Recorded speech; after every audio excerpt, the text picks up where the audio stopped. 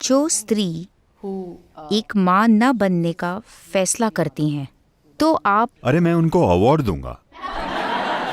तो उन्होंने आपको वकील चुना है और आपको उनका केस लड़ना है, तो आप क्या? माफ कीजिए, मुझे सुनाई नहीं दिया।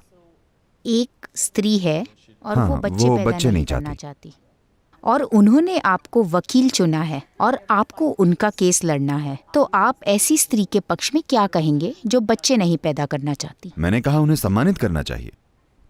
मैं भारत में ये घोषणा कर चुका हूँ, युवा स्त्रियां जो बच्चा पैदा कर सकती हैं और न पैदा करने का फैसला करती हैं, हम उन्हें अवार्ड देना शुरू करेंगे। क्योंकि इस समय आप दुनिया की जो सबसे बड़ी सेवा कर सकते हैं वो है इस दुनिया की आबादी को और न बढ़ाना। ठीक है? अगर मान लीजिए आप एक शेरनी होती, मेरा मतलब है एक फीमेल टाइगर, तो मैं आपको प्रोत्साहित करता, प्लीज बच्चे पैदा कीजिए, क्योंकि वो प्रजाति खतरे में है। आप जानते हैं, देखिए हम खतरे में नहीं हैं। आप जहां भी जाएं वहां भीड़ मिलेगी। देश को बचाने के लिए दीवार बनानी पड़ती है, वरना लोग घुस आएंगे। पहले से ही कितनी ज्यादा,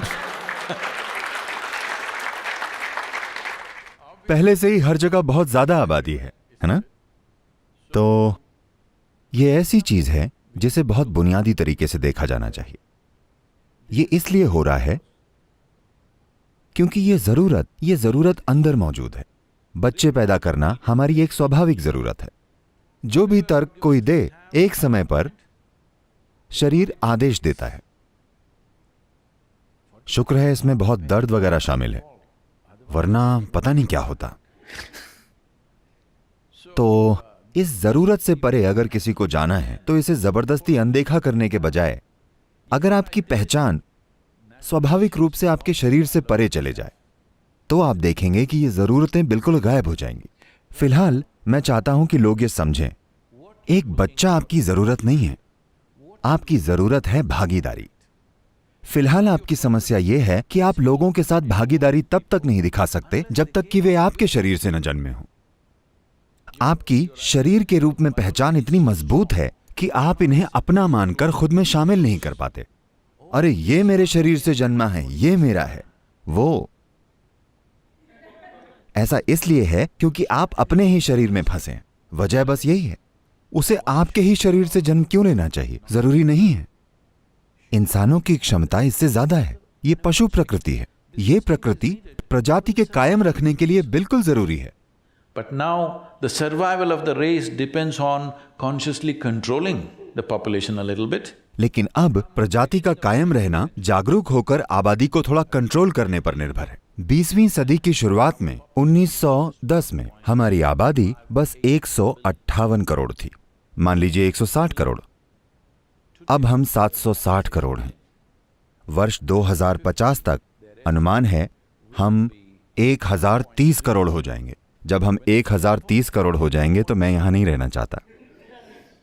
हेलो, मैं चाहता हूं कि आप कल्पना कीजिए, दुनिया की आबादी का 50% बढ़ना। आप कल्पना कर सकते हैं कि कितनी समस्याएं आएंगी। हम ये सुनिश्चित कर रहे हैं कि हमारे बच्चे इस धरती पर अच्छे से नहीं जी पाएंगे ज्यादा बच्चे पैदा करके। ये बहुत ज्यादा जरूरी है। हमें समझना चाहिए कि इसकी वजह सिर्फ बेलगाम बच्चे पैदा करना नहीं है। नहीं, ऐसा नहीं है। उसे कंट्रोल किया गया है। यह बस इसलिए है क्योंकि हमारा अनुमानित जीवन काल बढ़ रहा है, जो अद्भुत है। उदाहरण के लिए भारत में जब अंग्रेज भारत छोड़कर गए, हमारा अनुमानित जीवन काल 28 साल था। आप में से कितनों की उम्र 28 से ज्यादा है? आप सभी मर चुके होते। इसका मतलब था, मैं चाहता हूं कि आप समझें, 28 साल, आज ये 70 साल हो गई है। ये 70 साल की आजादी में एक जबरदस्त उपलब्धि है। तो जब हमने मृत्यु अपने हाथ में ले ली है, तो क्या हमें जन्म भी अपने हाथों में नहीं लेना चाहिए? मैं कोई सिद्धांत नहीं बता रहा, मैं आसान से गणित की बात कर रहा हूं।